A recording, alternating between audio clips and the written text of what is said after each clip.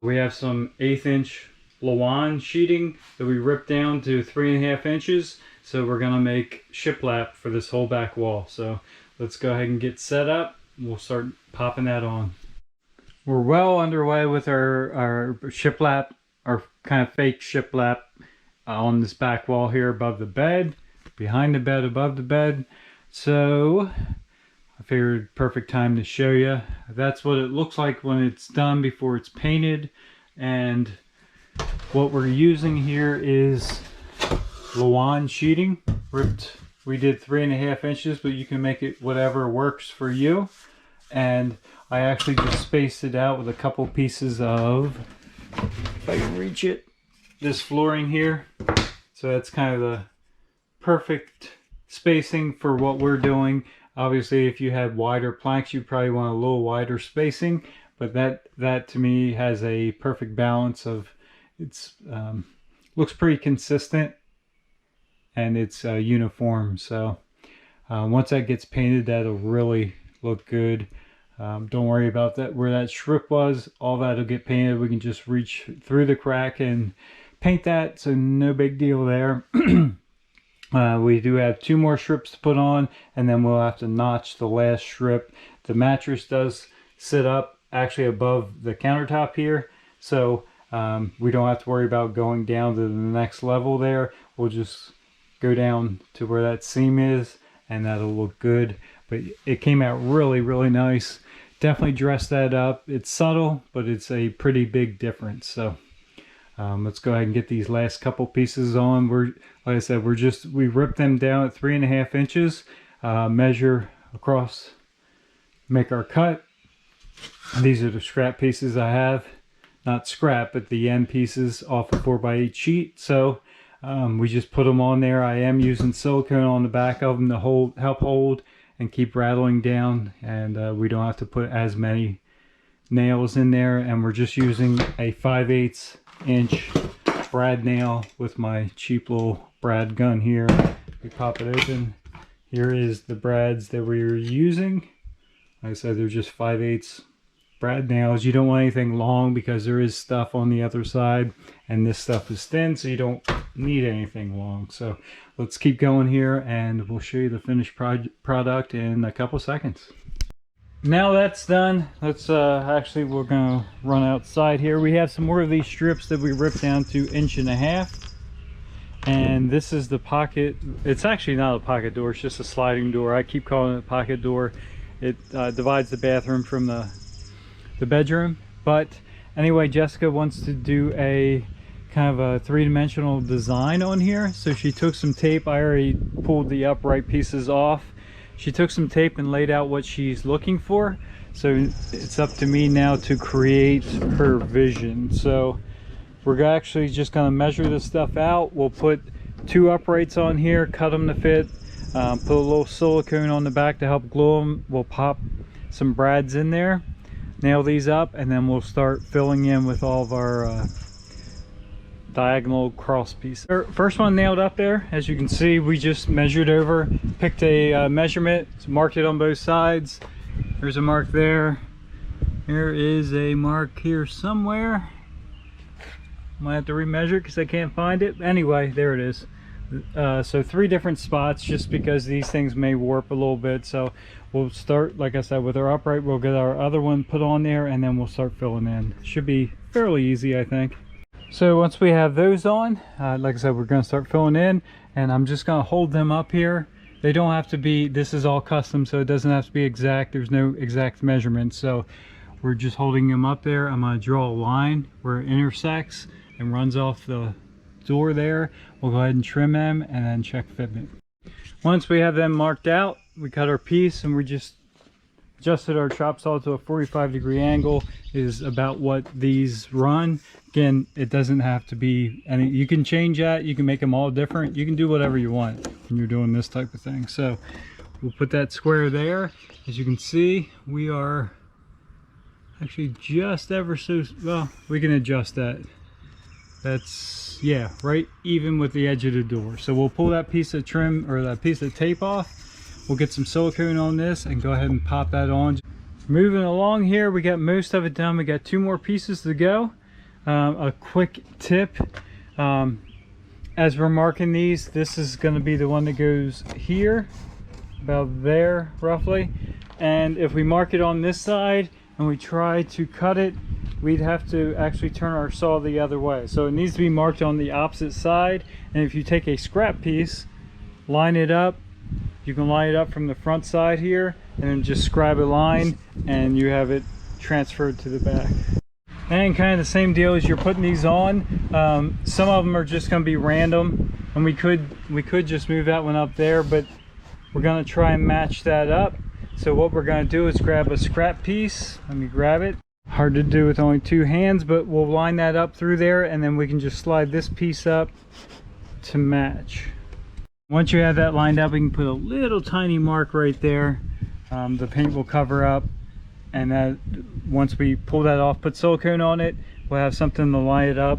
And it may sound easy to line that up, but because it's diagonally, your mind can play tricks on you, and I like to kind of keep them as tight as I can. I actually got busy yesterday. This is the next day I got busy, so I'm getting ready to show you something. That's why I'm pointing towards the floor here, but I got carried away working and didn't film a ton. So we got that door all framed out with the pattern, and we actually went ahead and painted it, at least the first coat. So let's take a peek. You have it sitting inside here. I think it looks killer. Just enough added to it to make it look custom. I mean, this went from a well, I'll show you what it looked like. So the other side of it here is just like a paneled wood grain sliding door, plain, nothing, no texture, no nothing. And then it went to this with just a couple small, see if we can set it down here, just a couple small modifications and a little bit of paint, and that looks totally custom over what was there for sure. We do have something in the works for this door also. I think this one we're just gonna paint white, or that's what Jessica's telling me she wants. So something custom on this door. That sliding door will be, obviously you can see what that's going to be, and yeah, it's coming along really, really good. I'm very excited. Jessica absolutely loves that. She saw it last night and again today, so we got the thumbs up, so let's keep on going. So after having this door in the bathroom and remembering how it mounts, it actually has a slide or a guide that goes on the bottom and keeps this from flopping around, especially when you're going down the road, and it keeps it sliding without pulling out. So this slide actually goes on the bottom, like I said, and it actually fits tight to the door. There's a tiny bit of space, but not much. I can space it out like that, and the reason I'm mentioning this is because of these slats coming down. They wouldn't fit. So if we have this the whole way in, like that, that's the way it mounts on the wall. It fits on the door like that, and it hits. So like I said, I can space it out, not too much issue, just enough to clear these. So that would, the problem with that is it would be loose here, and then it would bump off of them. So as you're sliding it, it would bump off these two rails. So two solutions I came up with. One is cut these off just enough to clear on the bottom here. I don't really think I want to do that, so obviously you probably already guessed what I'm thinking, is to put some more pieces along the bottom here. We have to put another coat on this door anyway, so it's not a big deal at this point. So I think I'm just going to put a rail along the bottom, space this out, and then it will slide and guide on that rail, which may actually be a better thing. It might strengthen the bottom of that door, I don't know. Sounds good. I think it's the best possible solution here. So you got to remember, as you're customizing stuff, it may be other changes you got to make along the way. So let's go ahead and get them on, and we'll get a second coat on this door. There we go, got them all nailed up. Good solution. I think it'll work just fine. We actually got that finished up and painted and hung. So we have the door installed now. It's on its slide, and we got our trim piece that we made out of the barn wood on both sides. So this piece covers the slide, and that door goes back and forth, obviously. And on this side, as you can see, we have the door painted, and at the top, another trim piece, and I just covered it with the barnwood. Kind of continues the theme throughout the RV, up there, in the bathroom, and on the slide in the main living area. So I think it looks good. We did get our design for the door, the bedroom door. We did put a design on it, not the same design, and we left this one smooth. So, and we got both these doors painted, so as soon as they dry enough, I'll get them hung on the frame here, and we'll check it out, see what you guys think. We're gonna interrupt work on this one. There's some updates you guys haven't seen yet in there because Jessica has officially lost her mind, and we are on our way to look at another camper. So let's get there. Cruising along here. Tell the people what you did, Jessica. Well, I haven't done anything yet. No, what are you thinking about doing? Buying another RV. Yeah, so we are almost done the Jayco Eagle. It's gone actually really well. We pretty much enjoyed it. Pretty much. So, yeah, I mean, it's work, but there were a few hiccups. Yeah, it's a learning curve. It was our first one. It was a good one, I think, to start with. But since it's almost done and we would like to do another one, we started looking, and of course one pops up. So the time to buy these is when you see them. So it popped up like an hour before we saw it on Marketplace. So got a hold of them, made an appointment, and we are on our way in the Yukon again, and some cash in our pocket. Let's see if we can make a deal here. But of course, if the deal isn't right, we have no problems walking away from it. So nothing's locked down. It has to be the right one. It's got to be flippable, I guess you would say.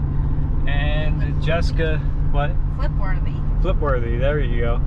And Jessica's got the eye for that, so she's going to be well, I'll inspect it for condition issues, but she's got to make sure it's going to work for her vision. Resale. And resale, yes. Yep.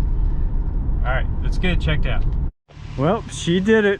She pulled the trigger on number 2. So we have a Bullet Ultralight by Keystone. We're going to go ahead and get this thing pulled home. All right, let me get you up to speed here. We did get all the doors and drawers painted. Hardware back on, as you can see down here. These are actually already installed. What else did we do out here? We did wrap the oven door in the stainless wrap. That looks pretty good. I think I am gonna go ahead and do the hood also. We did try this. I think I already showed this, but yeah, it's not my favorite.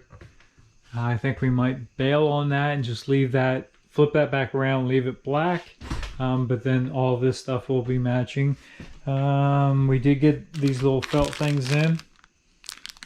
They're the door and drawer bumpers. Work really well. They're cheap on Amazon. You can get a bunch of them. There's 168 of them in there. Anyway, got some curtains up here. Curtain rods. Curtains over there. Walk in the back here.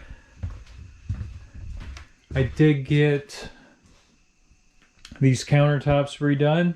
We put the white marble contact paper on. It actually looks really good. Jessica did get the shiplap painted. Looks good there also. We did decide, let me get another light on in here. We did decide to go ahead and remove that carpet. That's why these drawers are back out. I put some flooring down, and I need to pick up a transition strip to finish that off. But again, all the doors, drawers are all painted on there. It's looking really good. Inside of them's done also. I did put some of those bumpers on here. Now it's silent when you shut it. Before it was a loud thud. And all of our hardware's back on. The black crinkle finish looks really good. I also picked up some super incredible. I'll have to put a link in the description maybe of it off Amazon. It's double-sided tape. It is amazingly strong. So I put 4 little pieces on each one of these corners and hung this, and you could hang off this thing. It's not going anywhere. We also put double-sided tape on this little shelf here on the bottom of the mirror, and that worked out good also. I think that's about it. Jessica started staging some stuff in here, but overall, it's down to the details. So once I get this transition strip finished up, we'll get the drawers back in and get the mattress back on. She can go ahead and actually stage and decorate this whole back area, and we'll be looking good. And the same with out here. We're getting ready to start moving the furniture back in, and once that's done, this thing will be, I mean, it already looks way different just by curtains and hanging on the wall and the doors back on. It looks much more finished in here. Yeah, once we get the furniture moved back in and just a couple of things put around to decorate, it's going to look like a complete livable camper. And not even really a camper. It's, I believe, surpassed the camper state, and it looks more like a house, like a residential house, tiny house maybe.